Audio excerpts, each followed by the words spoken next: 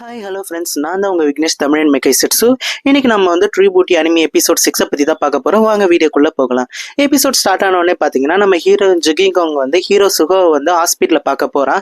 போயிட்ட உடனே ஹீரோயின் வந்து சுகோவை பார்த்துட்டு நான் ரொம்ப சாரி, என்னால் தான் உனக்கு இப்படி அடிபட்டுருச்சு அப்படின்னு சொல்லிட்டு கேட்க, ஹீரோ வந்து பரவாயில்ல இருக்கட்டும், அந்த இடத்துல யாராக இருந்தாலும் இப்படி தான் பண்ணியிருப்பாங்க உனக்காக, அதெல்லாம் இருக்கட்டும் பரவாயில்ல, எனக்கு இப்போ ரொம்ப பசிக்குது, எனக்கு சாப்பாடு ஊட்டி விடுன்னு சொல்ல நம்ம ஹீரோயின் வந்து ஹீரோக்கு வந்து சாப்பாடுலாம் ஊட்டி விட்டுட்டு இருக்கா. ஸோ இந்த கேப்பில் நம்ம ஹீரோட கிளாஸ்மேட் சுஜின் வந்து பாக்குறா, ஹீரோ மீட் பண்ணலான்னு வரப்ப இவங்க ரெண்டு பேரும் பேசிட்டு இருக்கதை பார்த்துட்டு அவ கிளம்பி போயிடுறான். அதுக்கப்புறமா நம்ம ஹீரோயின் வந்து இந்த மாதிரி வந்து நான் இதுமேட்டு வந்து எல்லாரும் வந்து என்ன புள்ளி பண்ண எனக்கு வந்து கவலையே இருக்காதுன்னு சொன்னேன் இல்லையா, அதெல்லாம் இல்லை, நான் ரொம்ப கவலைப்படுவேன், பட் இதுக்கப்புறம் இதை பத்திலாம் கவலைப்படாம நான் இந்த காடஸ் பட்டத்தை வந்து நான் ஜெயிக்கணும் அப்படின்னு சொல்றான்.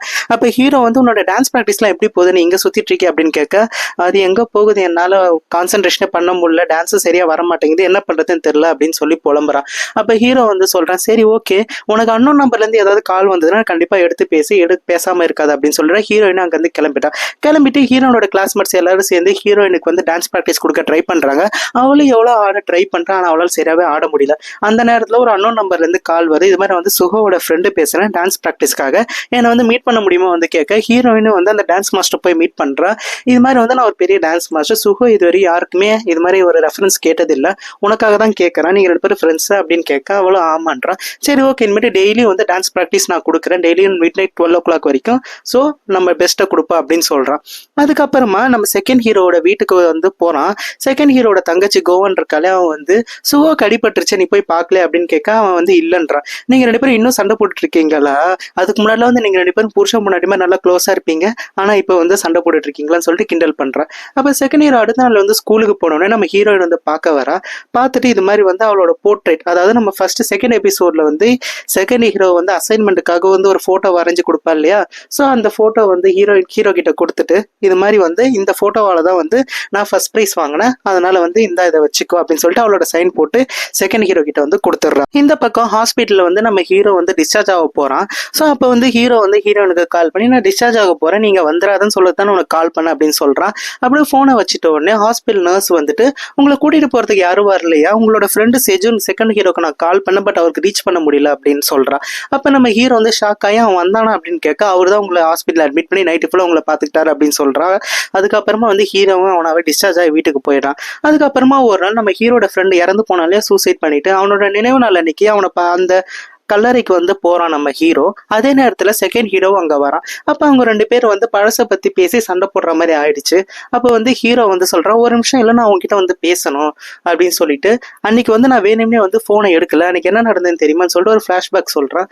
அப்ப ஹீரோவோட அப்பா வந்து அவன் கூட ஒர்க் பண்ற ஒருத்தவங்களோட தவறான ஒரு உறவு முறையில வந்து இருந்திருக்காரு. அதை பார்த்து ஹீரோக்கு வந்து மனசு தாங்காம அழுதுகிட்டே வந்து ஓடிடுவான். ஓடும் போது அவரோட ஹீரோட மொபைல் போன் கீழே விழுந்துரும். அந்த டைம்ல தான் வந்து ஹீரோவோட ஃப்ரெண்ட் அந்த இறந்து போன பையன் வந்து ஹீரோக்கு காலும் மெசேஜ் பண்ணியிருப்பான், அதை பார்த்துருக்க முடியாது. அதுக்கப்புறமா போனை ரிட்ரீவ் பண்ணி பார்க்கும் போது இது மாதிரி வந்து கால் வந்திருக்குன்னு தெரிஞ்சு அவன் அந்த ரிவர் கிட்ட போவான். போயிட்டு மெசேஜ் ஓபன் பண்ணி பார்த்தா அந்த செத்து போன பையன் வந்து நான் உனக்காக இந்த ரிவர் கிட்ட வெயிட் பண்ணுவேன், சீக்கிரம் வந்துரு அப்படின்னு சொல்லுவான். அப்ப ஹீரோ வந்துட்டு ரொம்ப சோகமா வந்து இன்னும் கொஞ்ச நேரம் வெயிட் பண்ணி தான் நான் வந்திருப்பேன்ல அப்படின்னு சொல்லிட்டு அவன் சொன்னதெல்லாம் நினைச்சு பார்க்கறான். அந்த பையன் வந்து நம்ம எவ்வளவு கஷ்டமா இருந்தாலும் இன்னும் கொஞ்சம் தூரம் தாண்டி போனா அந்த கஷ்டம்லாம் வந்து சீக்கிரமா பறந்து போயிடும், இப்படி எல்லாமே சொல்லிட்டு நீயே இப்படி பண்ணிட்டே அப்படின்னு சொல்லிட்டு அவன் ரொம்ப வருத்தமா இருப்பான். அதை தான் வந்து சொல்லுவான், இதனாலதான் வந்து நான் வந்து எங்க அப்பாவோட மூஞ்ச கூட பார்க்க பிடிக்காம தான் வந்து நான் கொரியாவில இருந்து ஜப்பானுக்கு போயிட்டேன். அதுக்கப்புறமா எங்க அப்பா ஜப்பானுக்கு பிசினஸ் விஷயமா வந்ததால ஜப்பான்ல இருந்து மறுபடியும் இப்ப நான் கொரியாவுக்கு வந்துட்டேன் அப்படின்னு சொல்லுவான். இதை கேட்டுட்டு இந்த செகண்ட் ஹீரோ இதெல்லாம் சொன்னா மட்டும் நான் உன்னை மன்னிச்சு விட்டுருவேன்னா, நம்மளோட ஃப்ரெண்டு இறந்துட்டான், நீயும் கொரியா விட்டு போயிட்ட, நான் மட்டும் இங்க தனியா எவ்வளவு கஷ்டப்பட்டேன்னு தெரியுமா, அதெல்லாம் உனக்கு சொன்னா புரியாது அப்படின்னு சொல்லிட்டு செகண்ட் ஹீரோவும் போயிடுறான். இந்த கான்வர்சேஷனை நம்ம ஹீரோயின் வந்து பின்னாடி இருந்து பார்த்துட்டு கேட்டுட்டான். அதுக்கப்புறமா ஈவினிங் நம்ம ஹீரோ வழக்கம் போல அந்த ஹேண்ட் ரிவருக்கு வந்து போய் உட்காந்துட்டு இருப்பான் தனியா. அப்ப ஹீரோயினும் வருவா, நீ ஏன் வந்து அவங்க கூட சண்டை போட்ட அப்படின்னு கேட்க, அதுவும் இல்லாம நம்ம செகண்ட் ஹீரோ ஏன் உங்களை இவ்வளவு வெறுப்பா இருக்கான் அப்படின்னு கேட்கறதுக்கு, நம்ம என்னோட ஃப்ரெண்டு வந்து இறந்துட்ட உடனே செஜுன் அந்த செகண்ட் ஹீரோ பையன் வந்து ரொம்ப கதறி கதறி அழுதான், வருத்தம் தாங்க முடியாம. ஆனா என்னால ஒரு சொட்டு கண்ணீர் கூட விட முடியல, ஏன்னா அதுக்கு நான் தகுதி இல்லைன்னு நினைச்சேன், ஏன்னா அவனோட போன் கால் எடுக்காத கில்ட்டுனால அவனோட சாவுக்கு கூட அழுவக்கூடாது, அப்படி அழுதா அந்த கண்ணீர் கூட வேஸ்ட், அதுக்கு நான் கொஞ்சம் கூட தகுதி இல்லைன்னு நினைச்சேன், அதனால தான் வந்து என் பார்த்தாலே எனக்கு பிடிக்கல அப்படின்னா. சரி நீ இப்போ அழுவலாம்ல அப்படின்னு கேட்கும்போது, இல்லை என்னால் முடியல அப்படின்னு சொல்லிட்டு ஹீரோ ரொம்ப கஷ்டமா சொல்லுவான்.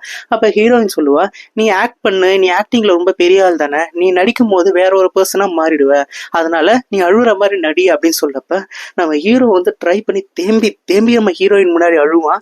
ஹீரோயினும் வந்து அழுவா, அப்பாடா நீ நார்மல் மனுஷன் தான் அப்படின்னு சொல்லிட்டு. இப்போ ஹீரோயினுக்கு ஒரு மெசேஜ் வரும், இந்த மாதிரி வந்து இந்த காம்படிஷன் டான்ஸ் காம்படிஷன் முடியணும் 30 மினிட்ஸ் தான் இருக்கு, அதுக்குள்ள எல்லாரும் வீடியோ அப்லோட் பண்ணணும் அப்படின்னு சொல்லிட்டு. ஹீரோயின் வந்து ஐயோ டைம் ஆயிடுச்சு அப்படின்னு சொல்லிட்டு வேகமா போவா. ஒரு ஸ்ட்ரீட்ல நின்னுகிட்டு வந்து ஹீரோ கிட்ட போனை கொடுத்து, நான் இங்கேயே டான்ஸ் ஆடுறேன், நீ வந்து என்ன வீடியோ எடுத்து நம்ம லைவா அப்லோட் பண்ணலாம்னு சொல்லிட்டு ஹீரோ கிட்ட போனை கொடுத்துருவா. அப்ப ஹீரோயின் வந்து ரோட்ல வந்து ரீல்ஸ் பண்ற மாதிரி டான்ஸ் ஆடும். ஸோ எல்லாரும் பார்ப்பாங்க, வேற லெவல்ல இருக்கும் அந்த டான்ஸ். அதோட இந்த எபிசோடு முடிஞ்சிடும். இந்த ட்ரூ பியூட்டி அனிமே உங்களுக்கு பிடிச்சிருந்ததுன்னா லைக், ஷேர் அண்ட் சப்ஸ்கிரைப் பண்ணுங்க.